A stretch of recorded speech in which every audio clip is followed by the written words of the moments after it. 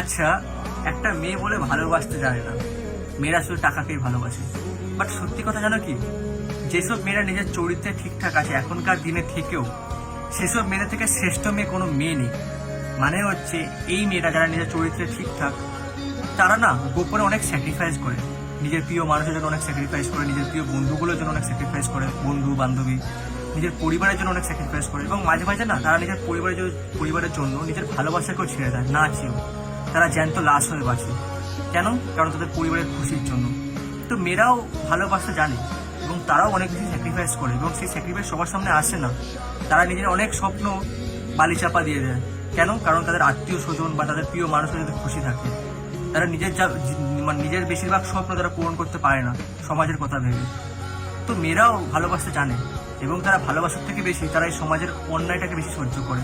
তারা নিজের উপরে হওয়া অন্যায়টাকে না চেয়েও তাদেরকে সহ্য করতে হয়। তো একটা মেয়ে যেরকম ভালোবাসতেও জানে, সেরকম বাকি মানুষের সম্মান করতেও জানে। তো মেয়েরা যারা আছো, আমি কি ঠিক বললাম তোমরা অবশ্যই জানিও, আর ছেলেরাও জানিও যে আমি ঠিক বললাম কিনা।